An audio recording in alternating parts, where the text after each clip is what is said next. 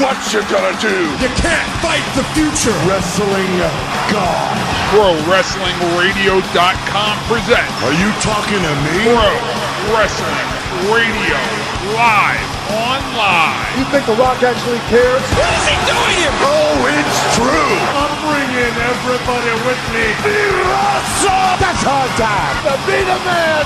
6-1. Can you feel it? I hate your ever. Hold the damn phone.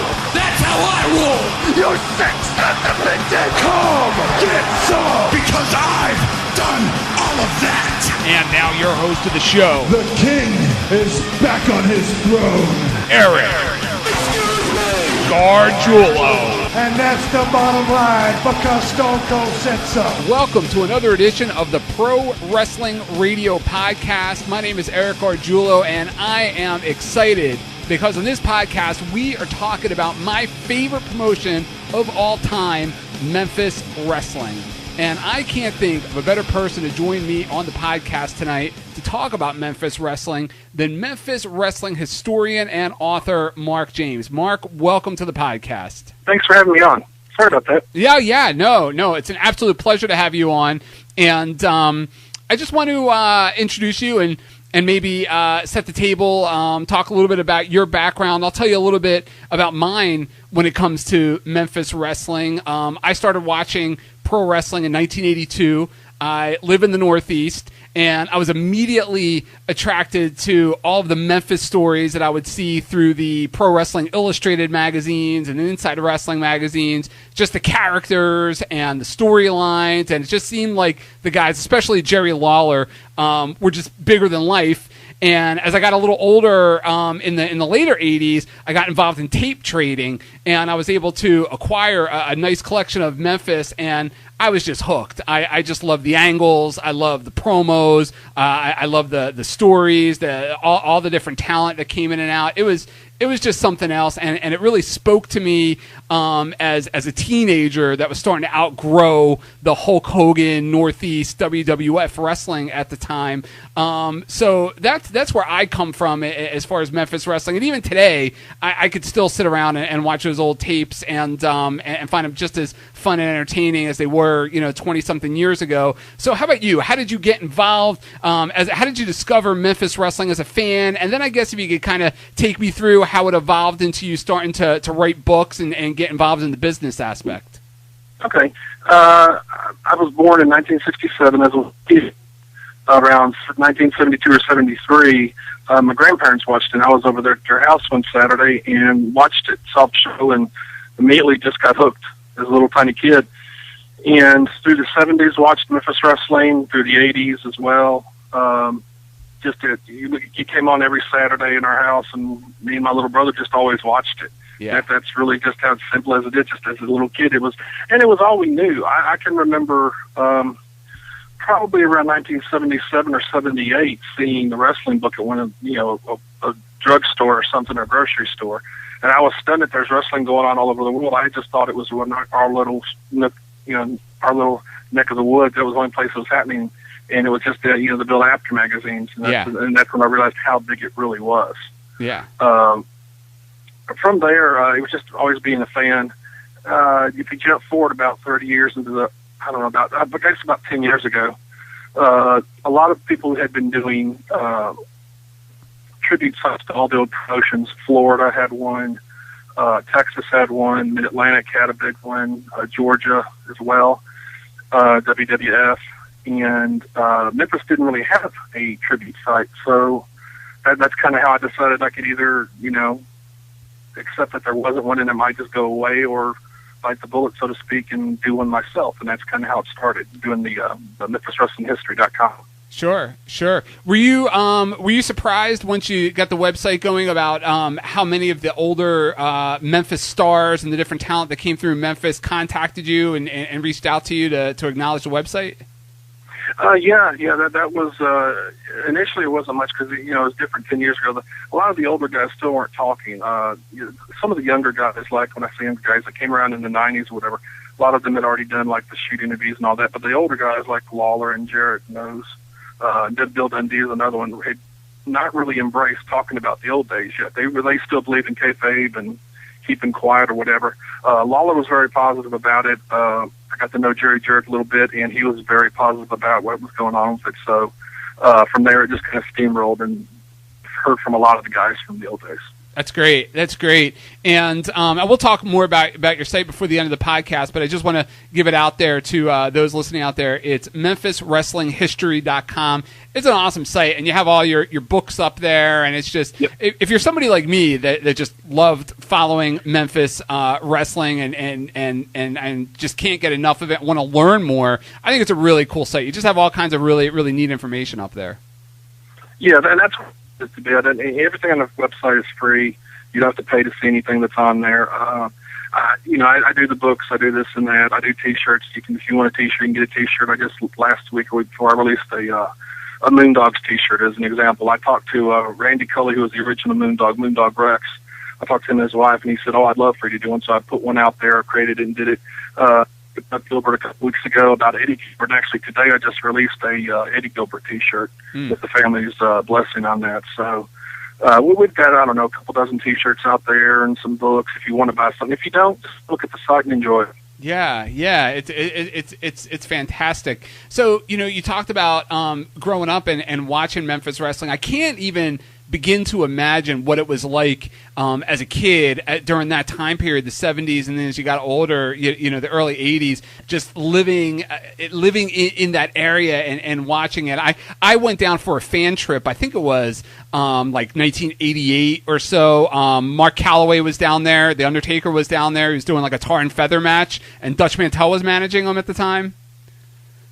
Yeah, there was an agreement with Texas at the time. Jerry Jarrett had a partnership with World Class, and they were bringing a lot of guys in from Texas, and Mark Calloway was one of the guys. They brought in, heck, Steve Austin wrestled here before he was Steve Austin. Actually, Dutch is kind of responsible for calling him Steve Austin. Yeah. Because his real name's Steve Williams, and there's, Dr. Death, of course, Steve Williams, so they made him change his name. They brought a lot of guys in from Texas going back and forth, and that's around the same time Lawler won the world title and had the big feud with Kerry Von Erich as well.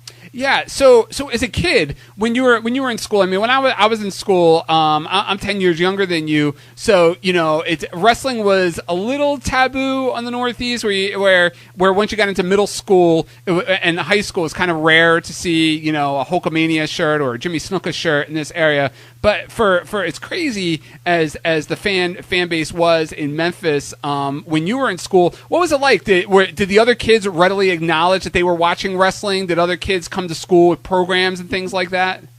Yeah, a lot of them came with programs. There was in the 70s, there was not anywhere near as much marketing and merchandising going on like it is today. And actually, it's the latest book I'm working on with Drew Cornette that comes out next week is about the merchandising of Memphis wrestling. Jerry Lawler had a T-shirt. Bill Dundee had one or two. They all had pictures, but that was, really limited what was out and available for the fans. But definitely the programs, the kids in school would talk about it, a lot of that, because it didn't have a major sports team other than like the University of Memphis, which was Memphis State at the time, like a college basketball team.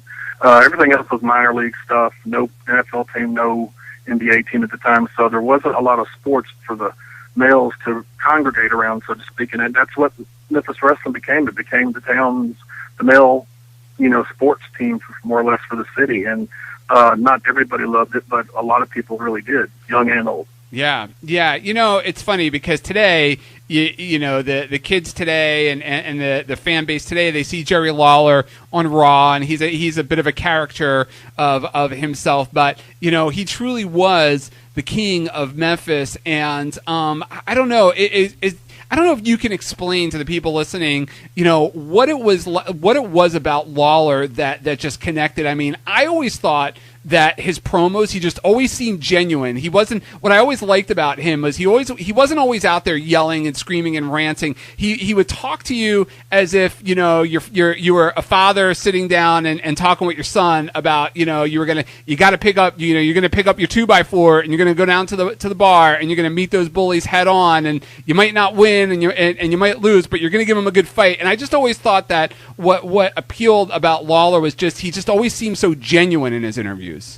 Yeah, and I think the big thing is a lot of people under, I don't know, let's say you're 30 years old. Well, you were born in 1983. Well, I was born in So seven. Yeah, I was born. Well, I'm just saying in general. Oh, If yeah. someone was born, it's around 30 years old right now. Yeah, They've always known wrestling was not real, Yeah. so to speak. Growing up, I was born in 67. You were born in 77-ish. It was still, when we were little kids, it was still considered real. You Yeah. believed it was real. That was the whole deal. And because of that, I know they talked about it in a couple reviews on Punk the other night on Monday Night Raw, how real his segment seemed, the words. That's what the wrestlers did every week, just like CM Punk did the other night. yeah, When they talked, it was real. And that the fans believed it. The only thing that people would go buy tickets was them talking on TV Saturday morning. If they didn't do it the right way or the fans didn't believe it, ticket sales suffered. And, when Lawler talked, they believed it. And like I said, it's the only thing you've ever seen is Lawler on Monday night. It's a total 180-degree character, what he was on the Saturday mornings in Memphis. He was totally serious, and he was the big hero of the promotion. yeah, absolutely. And growing up in the Northeast, we had a slew of wrestling managers at the time. We had the Bobby. Well, when I started watching wrestling, it was Captain Lou Albano and Blassie and the Grand Wizard. But I mean, Memphis, you guys just had the cream of the crop when it came to wrestling managers. Jimmy Hart, who I think, I don't know about you, Mark, but I think that Jimmy Hart's run in Memphis is arguably one of the greatest in wrestling history. I don't know. What do you think of Jimmy Hart's run in Memphis? It was amazing. Lawler he had never really been on the microphone in Memphis at all. He started managing Jerry Lawler around August to September 1979. Well, in January of 1980, 4 short months later, Lawler had been a heel, and Lawler broke his leg and went out. Promoter Jerry Jarrett and his booker was Bill Dundee at the time. They all got together and said, we're going to make Hart the main bad guy and put him at the top of the promotion. And it was either sink or swim. And Jimmy had the musical booker, so he was okay being in front of the camera and talking. And that really cemented it. And he did that famous little, when Lawler comes out, or Jimmy comes out that Saturday morning after Lawler broke his leg and says, Lance Russell, what do you do if you get a prize racehorse and he breaks his leg? You shoot him. And the fans went crazy against him. And that totally set up Jimmy Hart the next year, waiting till Lawler come back. And I've always described that feud between Lawler and Dundee as kind of like Batman against the Joker. You got the ultimate hero against the ultimate bad guy. You needed someone to be equally good as being a bad guy that Lawler could destroy, but still he had his guys attacking Lawler. And that was what made that whole dynamic work so well. And Jimmy held his own as the bad guy. He really did. In my opinion, probably the best manager Memphis ever had. Yeah. And just like Lawler now at the WWE, he does his little thing, and Jimmy Hart did his little thing, which was not what he did in Memphis. Totally separate character. The manager he was in Memphis was just, it was a work of art the way he did it. Yeah, I don't know if you remember, but there was one promo that he did that stuck out that I thought was both awesome and hilarious. There was a promo when he was kind of a tweener manager with Austin. He was a heel, and Austin Idol, I guess, was kind of a tweener. And Lawler kept warning him warning Austin Idol about Jimmy Hart. And Jimmy Hart wasn't in his corner or something for a matchup. And Hart and Lance Russell called him out on TV, and Jimmy Hart blamed it on diarrhea. I thought it was awesome. Jim. Oh, okay. What I was saying was Jimmy was very quick-witted, just like Jerry Lawler. You could throw anything at Lawler, and he'll have an immediate comeback. Jimmy was the same way. You couldn't catch him with, suddenly where he didn't have a response. He always had a quick-witted response. It was always excellent. Yeah. And I think that really helped it as well. But, yeah, Jimmy was amazing. Yeah. When you look back at all the great managers that came through Memphis, was there a guy that you saw come through, whether it was, when you were a kid or you were older, that you were surprised didn't break out and become a bigger national pro wrestling star? You had guys come through that, so many of them that looked good ended up becoming really good, going to bigger and better places. There were just so many. There was just a gluttony of guys coming in and out constantly. The Randy Savage, Hogan came in 79, I guess it was, before he did his first WWF run for Vince Sr. Rick Rude came through, Jim Neidhart. My gosh, there's just so many of the guys that came through that were really, really, good, and you could see that they were good.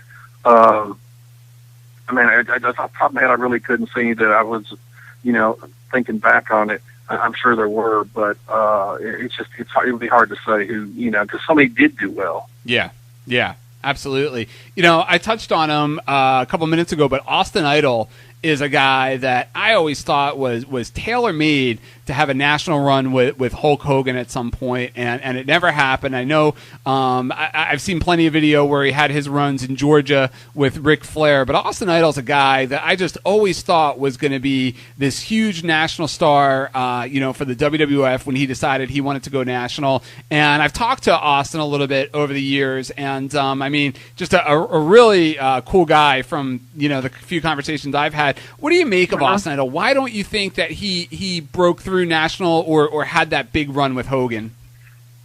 I don't know if he really wanted to be honest with you. I've talked to Austin also a couple times, and excuse me, and I just don't know if he wanted to do that. He had the plane crash, and after the plane crash, he really didn't like to fly, and that's being an understatement. Excuse me, when he did all the damage to his legs and his feet from that plane crash. And really he wanted to be in a promotion where he could just drive here, there, and back and not be in the air. And if you go on, even back with Hogan, by then, they were doing a national push and there was no way he could drive. I personally believe that was a lot of that. He had a decent run in Mid-Atlantic as well, and, he did some Florida stuff and the big Georgia stuff, and then Continental, Knoxville, and all the way down in Alabama, whatever, and he stayed pretty much in that area. I just think he wanted to be able to call his own shot, so to speak, and, you start doing the other stuff, you start losing control somewhat, and, I think he handled his career the way he wanted to. Obviously, the fans thought he could have been a much, much bigger deal, and I agree with you on that. I think he was an amazing talent. Yeah. Totally underutilized, but I really think, I think it was more on his own decision on that than other promotions saying, no, we don't want you. I think it was he's saying, I'm happy where I'm at. Yeah, no, that makes sense. The plane crash makes sense. Bruiser Brody is a guy, I remember only seeing one tape of him coming through Memphis. It was a tag match with Lawler, and I think David Schultz was involved as well in it. Yeah, Brody's a guy you would think would have been tailor-made to come in and out of Memphis as a hired gun of sorts, but he never really did. What do you make of Brody's inactivity in Memphis? He came in a couple times. It was around the middle of, I'm not off the top of my head, obviously, but I think it was in the middle of 85 maybe, or 86, one of those two. I think 85. And he came through for 1 or 2 weeks, and that was it. Memphis was notorious for making videotapes of and doing the music clips and of the matches, and he didn't want to, his deal was Japan, and if Memphis made a tape of him getting pinned by Lawler, that would be bad for him in Japan. This little American guy beating Big Brody, who's a monster in Japan, and it would cost him money. So I think a lot of that had to deal with which other places where he had that deal. He didn't want to get pinned clean by a lot of guys. Yeah. And in Memphis, you came to Memphis and you fought Lawler near the heel, you're going to clean job to Lawler.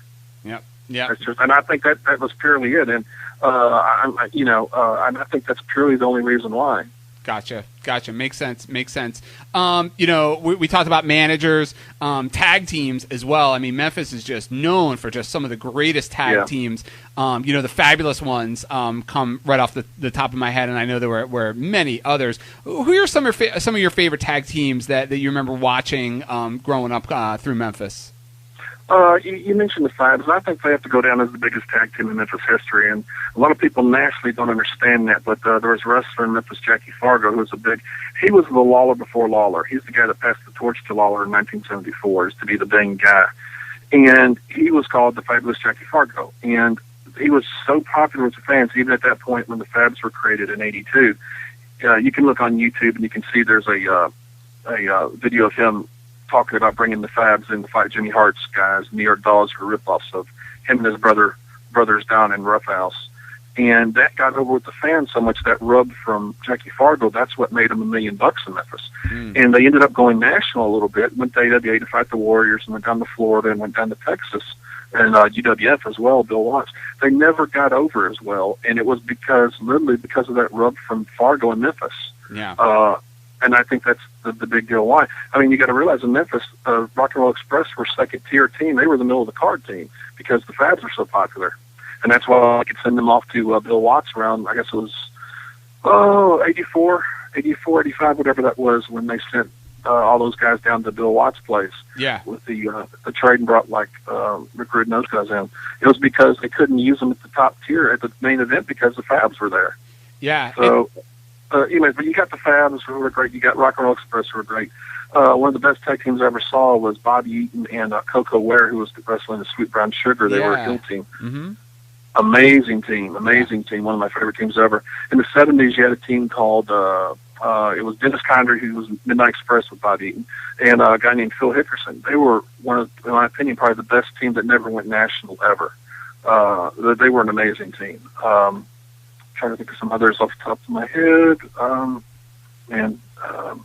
Lawler and Dundee were a big team locally. You just had so many teams. Nightmare and Speed, you had the Nightmares. Ken Wayne and Ted Allen originally, that was Nightmare and Speed, which were Ken Wayne and Danny Davis.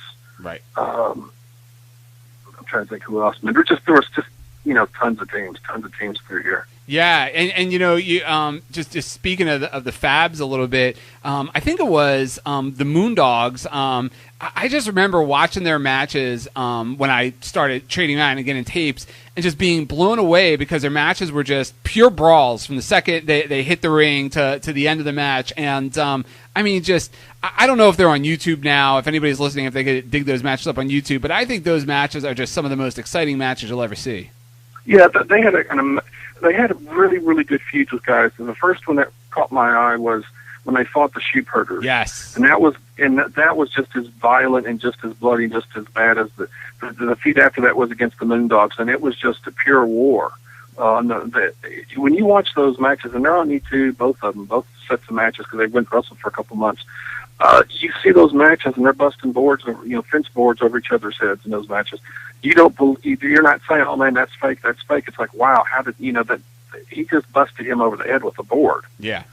And but yeah, they very real, very violent, and that's what they got over in Memphis, because that's how Fargo used to be, really rough and violent, and they picked it up and ran with it. And here's an example of how powerful and how popular they were. Memphis traditionally used to run one night, one town, literally every night of the year. When the Fabs came along, they finally had, because Lawler had to be on your main event, they could split towns and do two towns a night, and do one main event would be the Fabs, and the other town, 600 miles or 300 miles away, would have Lawler in the main event. Wow. And they could run two nights. It's the first time they've been able to do that ever.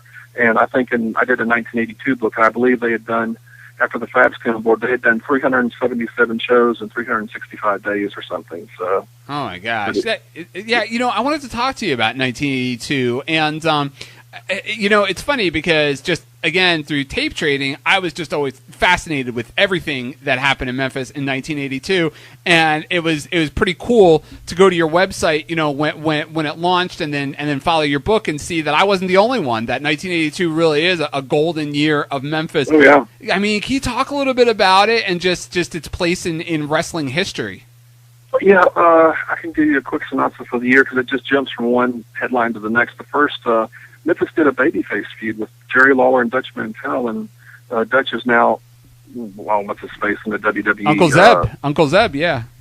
Yeah, Zebediah, whatever. Right. Whatever. Anyway, he's over the Americans or whatever they're called. Yes. Anyway, he was a huge babyface back in the day, and he did the Lone Wolf. He's kind of the guy that showed Steve Austin, Stone Cold, how to have that lone wolf attitude. He was the original lone wolf guy. And though he was a babyface, you kind of wonder if he was going to be a bad guy. But he stayed babyface, fought with Lawler. They fought for 3 months. Had an amazing feud. He got clean pins over Lawler, and that was really, really rare. No one really got clean pins on Lawler. There's always some type of screwjob finish where Lawler might lose. Dutch got clean pins, and it was an amazing feud. From there, you go straight into the Andy Kaufman feud that started. That was in April of 1982. Huge deal, nationwide. It got Memphis national coverage. Got Lawler and Andy on the David Letterman show in that August or September, whenever that was, later that summer.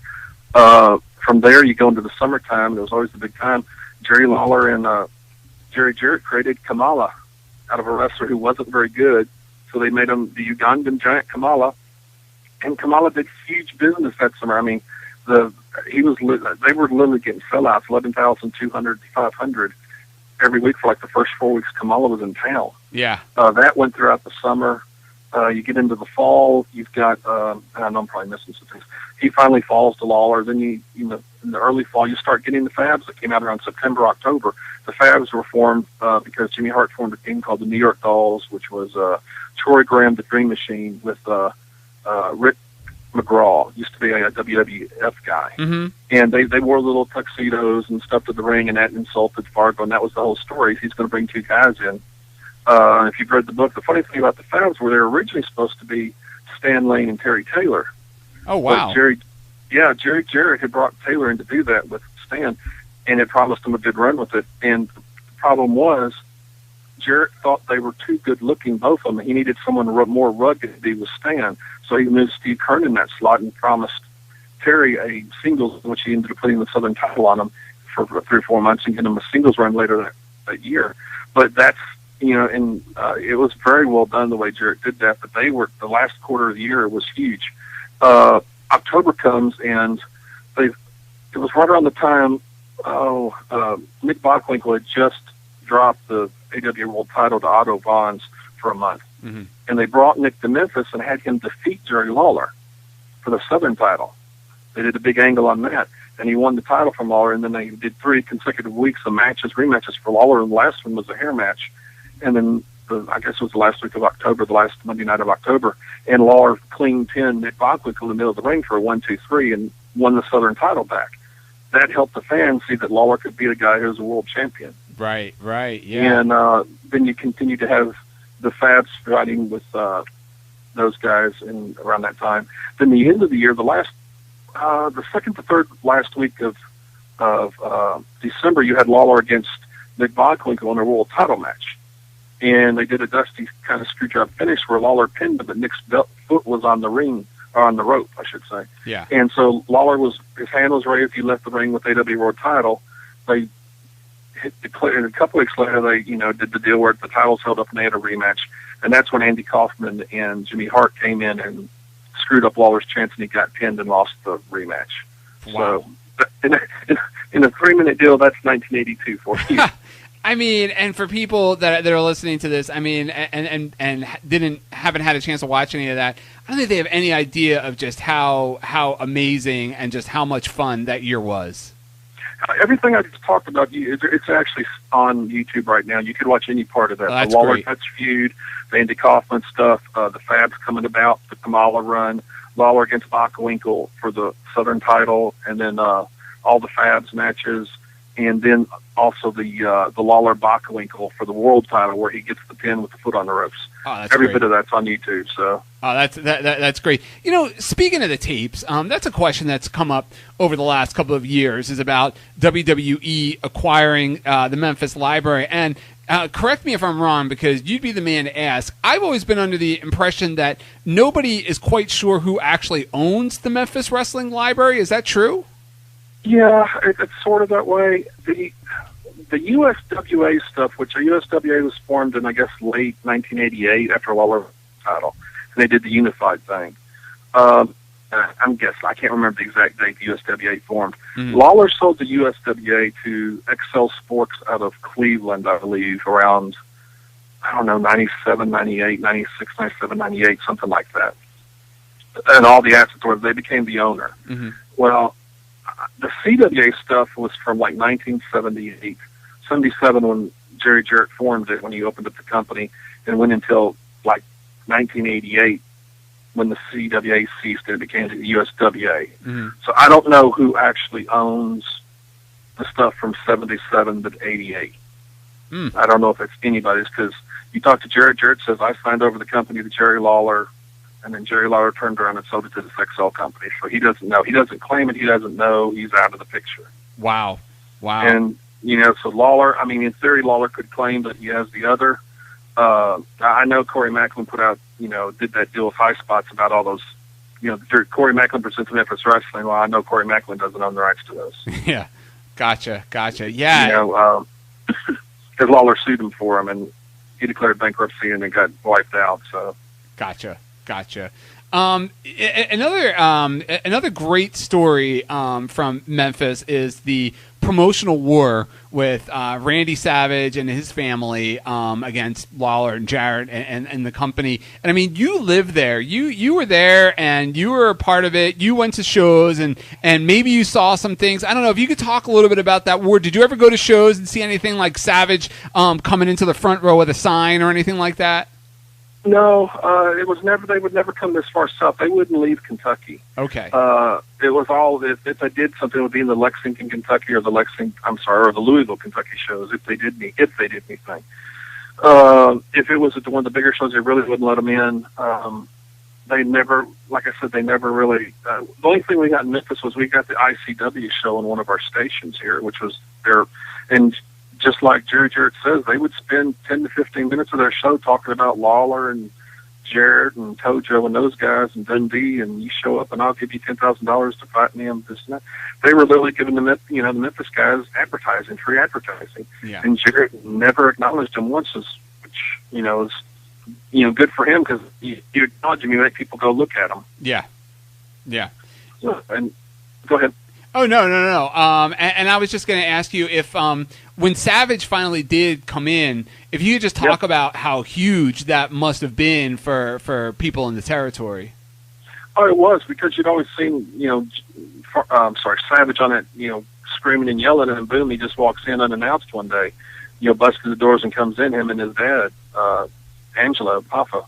And it was a big deal because no one really knew. I'm sure the people in Kentucky might not know, but like in Memphis when he came out on the TV, no one really knew ICW had closed.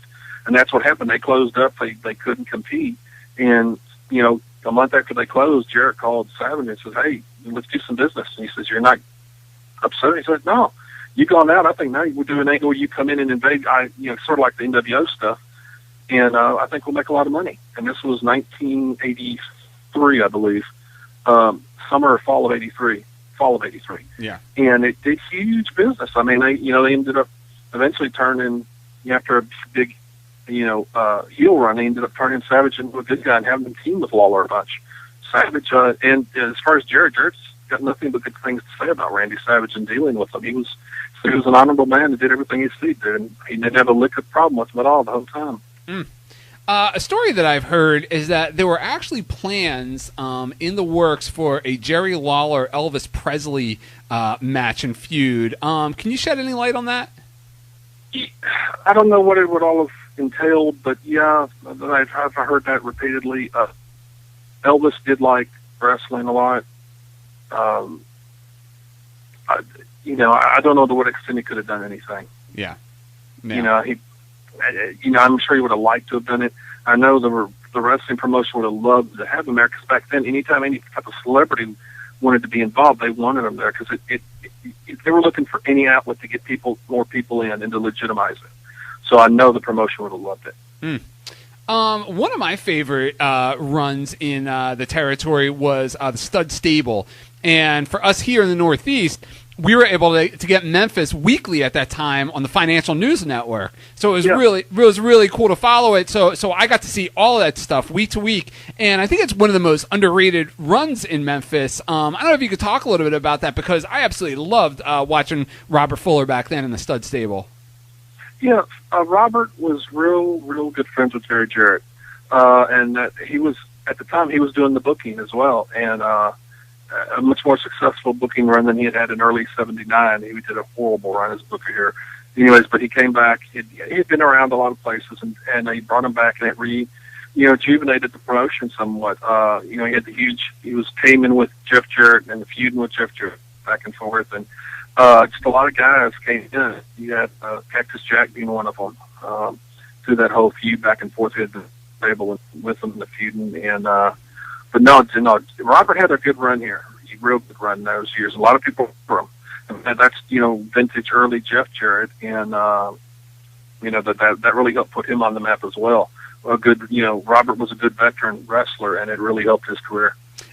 Something I never knew about until I watched Memphis Heat, which was phenomenal, was the Mario Galento incident. Yeah, if you could talk a little bit about that. Did you watch it as a fan? Were you watching it live as it went down? No, that was early. That was when I was just starting to watch. I was probably 5 or 6 years old. I want to say it was around 73 or so, probably. The exact date's kind of lost to time, so to speak, because that's around when that happened.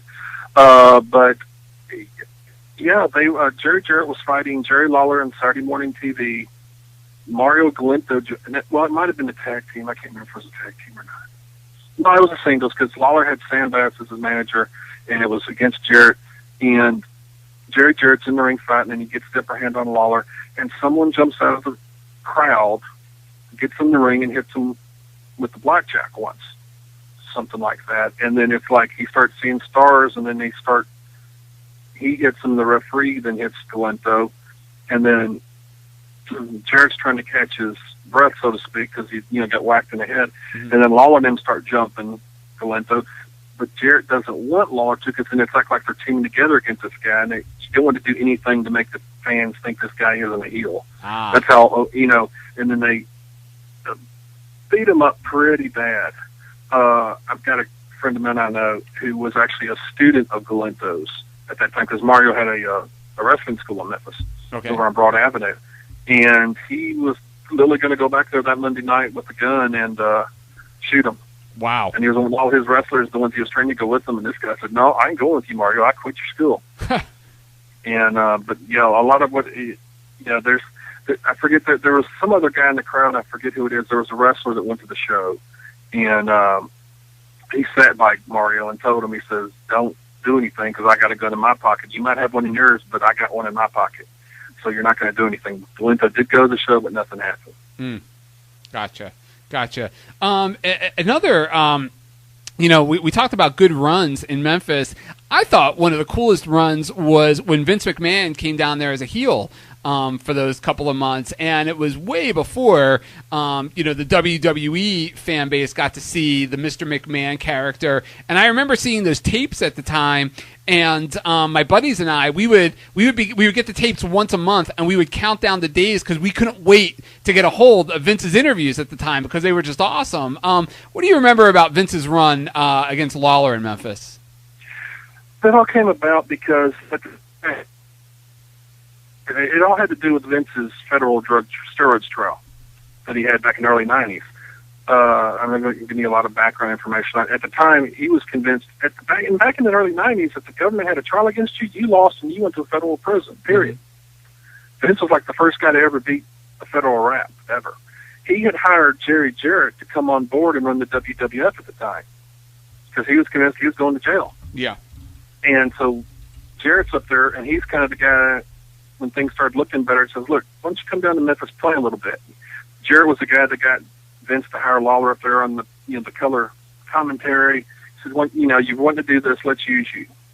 So it was a lot of it was Jerry Jarrett's idea to send Vince down to Memphis. Hey, go learn how to do this, do it, get used to it. You can always use it later, have some fun with it. Wow. So a lot of that, and the fans hated Vince. We already hated Vince, being that a lot of people like me felt Vince ruined wrestling at the time because, you do the WWF as opposed to real wrestling. And so that's how we felt about it. So we already had an already dislike of the man. He came down being cocky and arrogant about it, and it only added fuel to the fire. Yeah. And it was really there was almost a precursor to the Bret Hart-Steve Austin feud later, because you had Bret Hart coming down to Memphis at the time, and Hart and Lawler were feuding in the WWE, and of course Lawler was a heel at the time, but then Hart would come down to Memphis as a heel, and Lawler, of course, the hometown babyface. And, I can't help but think that it somehow had to influence the angle years later where, Bret Hart would be a babyface in Canada and a heel in the United States. Oh, absolutely, yeah. And that was the thing. You had your home base, and that's where I think Vince finally saw that, because he was so locked in a national frame of mind. When he came down to Memphis and saw the microcosm of what a small promotion could do, and it's like you've got a national hero in Bret Hart, because they view wrestling no different than ice hockey up there or football, and it's like a big deal. And it's like, why would you go do that? You're only going to make them mad, which is going to make them not buy tickets. Yeah. And you hit the nail on the head. You hit the nail totally on the head with that. Depending on where you're at, depends on, like I said, you take Shawn Michaels to Canada, he's usually going to be a bad guy. You bring Bret to the U.S., he can do either or. Yeah. But he's in Canada. He's got to be a baby. Yeah. You know, one of my favorite segments, angles, I guess, moments in Memphis wrestling on television was the Billy and Buddy show. And again, it's something else where I always thought it was great. My buddies and I always used to talk about it, but we never realized what kind of a cult following that segment actually had. Can you talk a little bit about the Billy and Buddy show and why it's still one of the most memorable, little angles and segments on Memphis wrestling television? Okay. It was Bill Dundee, Buddy Landell, and Dutch Mantell. Dundee had finally been Lawler in a loser-league town match, and he was gone. They were taking over the show weekly almost, and the big thing happened when Dundee came out, was mad at announcer Lance Russell, and he slapped him. Lance got mad, threw the mic down, and said, "I'm not going to do this show anymore," and it kind of took over, and that was right at the end of the show. The next week comes back, and they open the screen credits, and there is a table that says the Bill and Buddy Show. It's Bill Dundee sitting beside Buddy Landell, and they're at the table because Lance is not going to be there.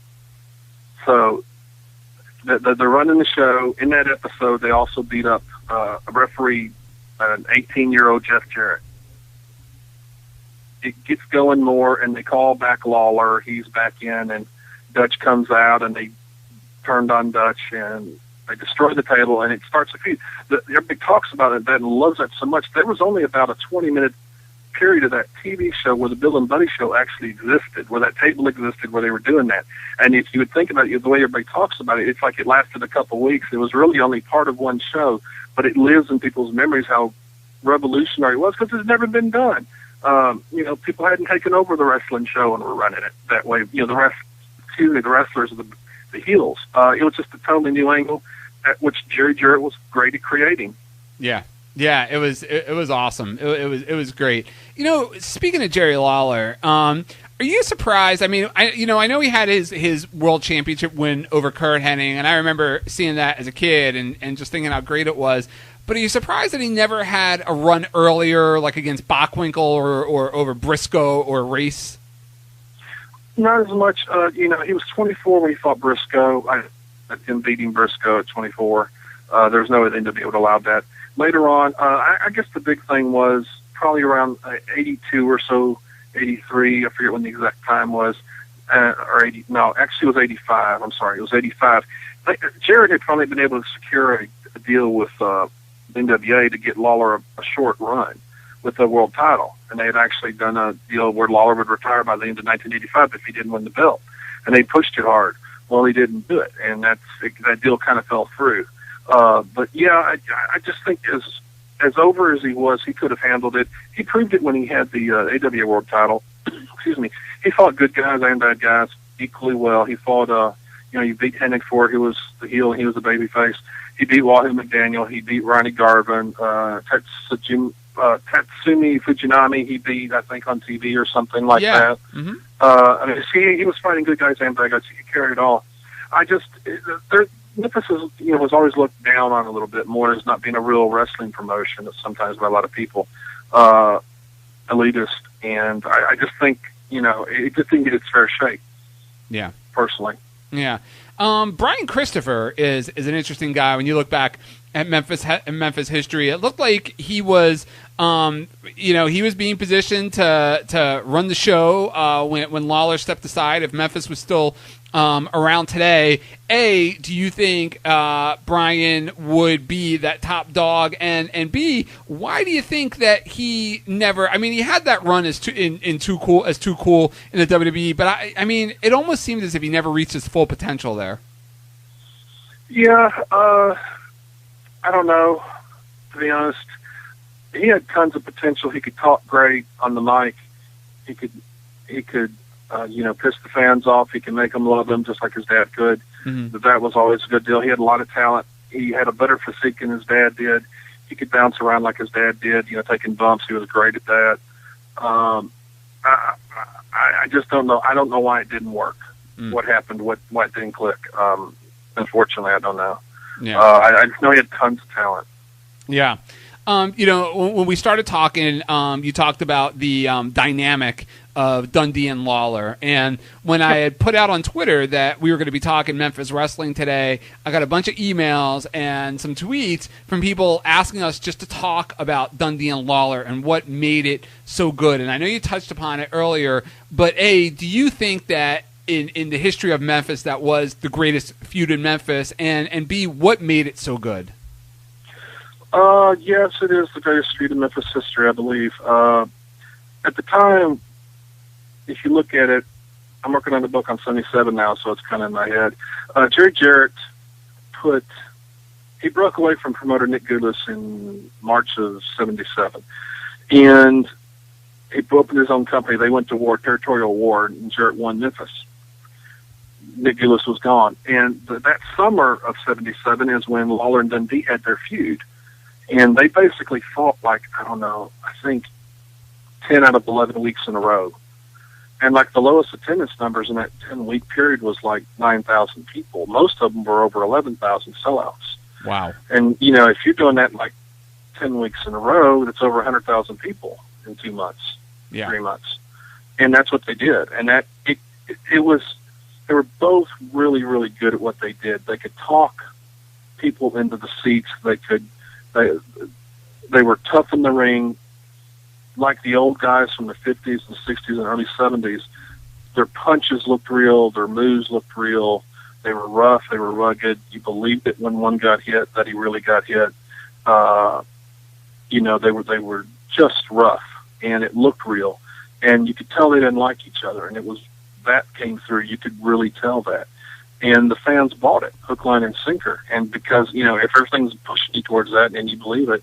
Because it's easy to believe, and it was easy to believe, and it just was lightning in the bottle whenever they got together like that. And that's why and Lawler turned babyface. I don't know, October of that year after doing a fake retirement thing, and by January, February they were teaming together, and they were the most popular team in Memphis. In my opinion, the second most popular team behind the Fabs. Wow! Because they were both so hated, and that's what Jerry Jarrett's always said. He says, "Give me a guy the fans hate, and I can work with them. Give me a guy that they like, and I can't do anything with them."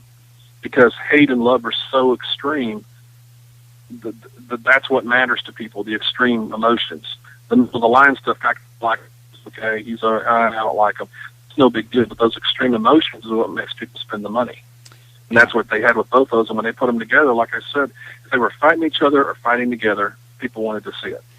And I interviewed Bill quite a few years ago, and it seemed like there really was a little bit of an issue between him and Lawler. Oh yeah, definitely.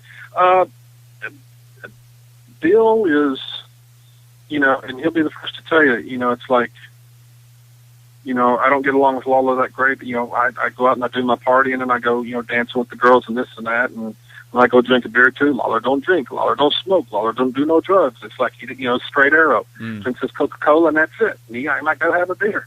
He says we're just different type guys. And that's part of it. And it's like, when Bill's working, he's working.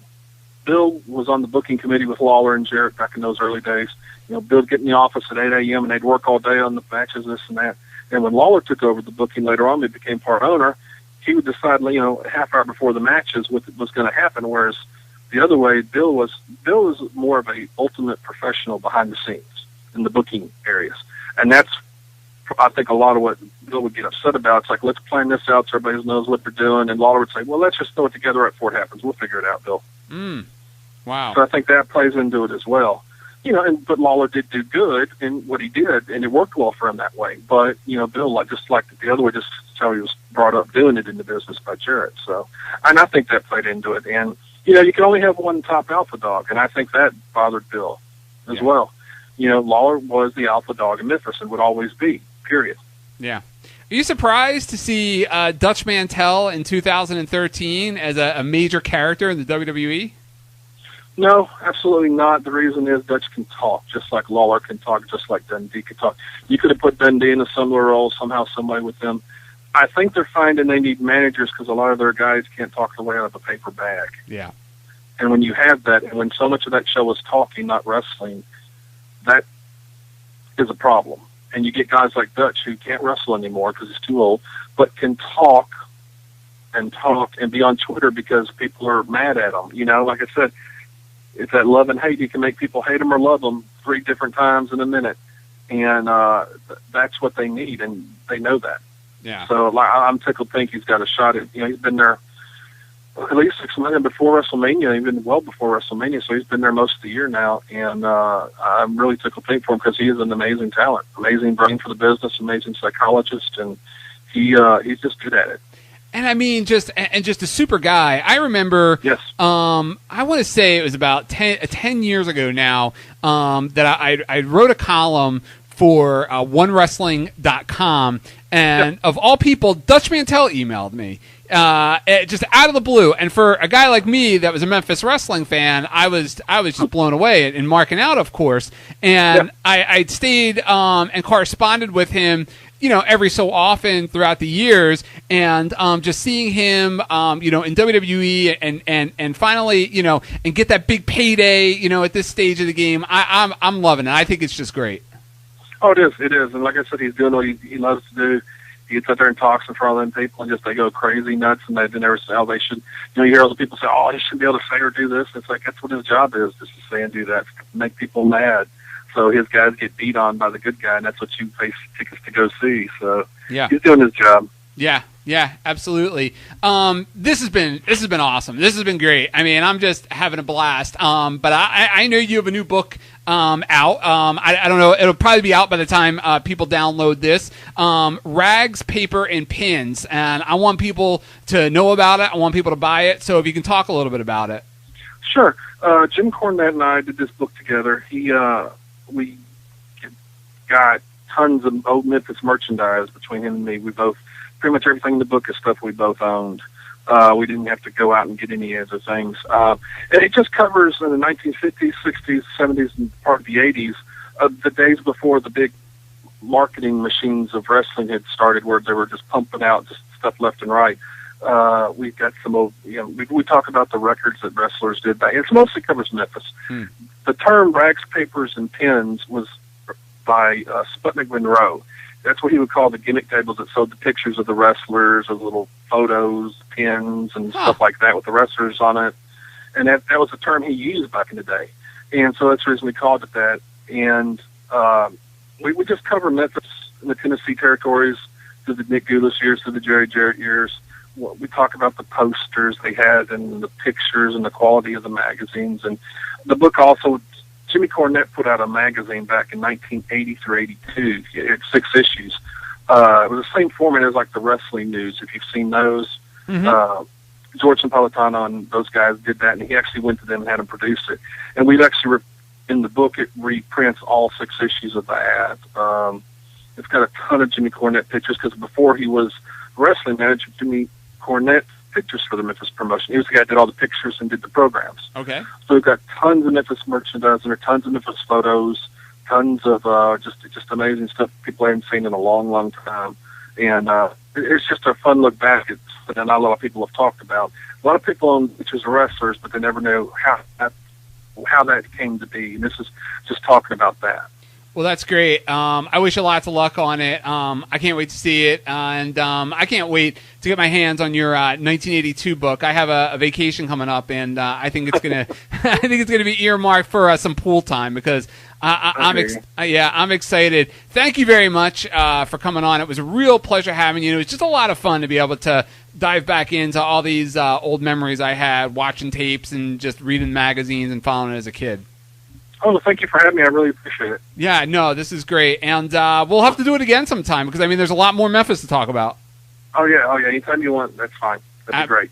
Absolutely. Well, thanks again, and best of luck with the book. Thank you so much. All right, thanks. Hulk Hogan, Northeast, WWF wrestling at the time. So that's where I come from as far as Memphis wrestling. And even today, I could still sit around and watch those old tapes and find them just as fun and entertaining as they were, 20-something years ago. So how about you? How did you get involved? How did you discover Memphis wrestling as a fan? And then I guess if you could kind of take me through how it evolved into you starting to write books and get involved in the business aspect. Okay. I was born in 1967 as a kid. around 1972 or 73. My grandparents watched it, and I was over there at their house one Saturday and watched it, saw the show, and immediately just got hooked as a little tiny kid. And through the 70s, watched Memphis Wrestling, through the 80s as well. He came on every Saturday in our house, and me and my little brother just always watched it. Yeah. That's really just how simple as it is. Just as a little kid, it was all we knew. I can remember probably around 1977 or 78 seeing the wrestling book at one of a drugstore or something, or a grocery store, and I was stunned that there's wrestling going on all over. To talk about Memphis Wrestling, the Memphis Wrestling historian and author Mark James. Mark, welcome to the podcast. Thanks for having me on. Sorry about that. Yeah, no, it's an absolute pleasure to have you on, and I just want to introduce you and maybe set the table, talk a little bit about your background. I'll tell you a little bit about mine when it comes to Memphis Wrestling. I started watching pro wrestling in 1982. I live in the Northeast, and I was immediately attracted to all of the Memphis stories that I would see through the Pro Wrestling Illustrated magazines and Inside Wrestling magazines, just the characters and the storylines, and it just seemed like the guys, especially Jerry Lawler, were just bigger than life. And as I got a little older, in the later 80s, I got involved in tape trading, and I was able to acquire a nice collection of Memphis, and I was just hooked. I just love the angles. I love the promos. I love the stories, all the different talent that came in and out. It was just something else, and it really spoke to me as a teenager that was starting to outgrow the. What you gonna do? You can't fight the future. Wrestling God. ProWrestlingRadio.com presents Are you talking to me? Pro Wrestling Radio live online. You think The Rock actually cares? What is he doing here? Oh, it's true. I'm bringing everybody with me. That's hard time. Be the man. 6, 1. Can you feel it? I hate your ever. Hold the damn phone. That's how I roll. You're sex defended. Come get some. Because I've done all of that. And now your host of the show, The king is back on his throne.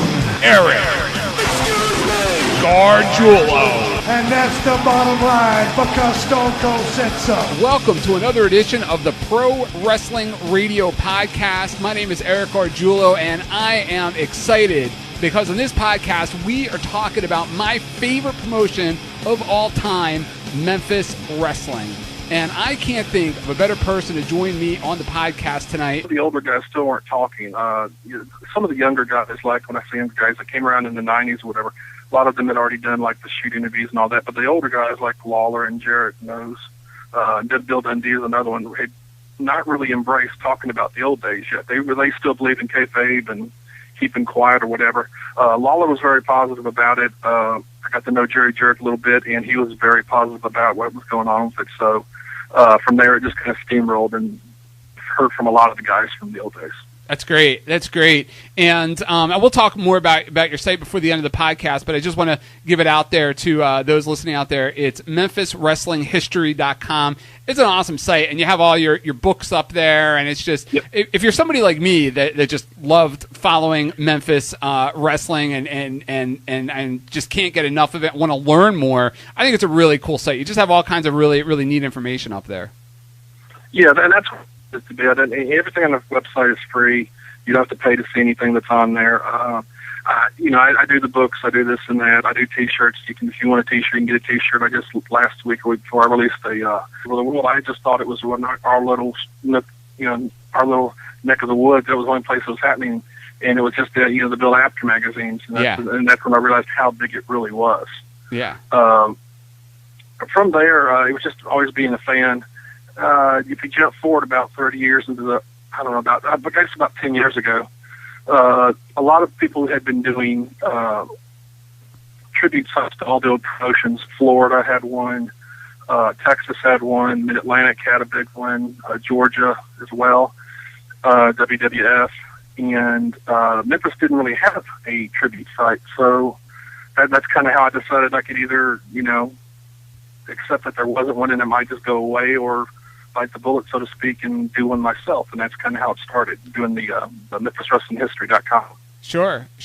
Were you surprised once you got the website going about how many of the older Memphis stars and the different talent that came through Memphis contacted you and reached out to you to acknowledge the website?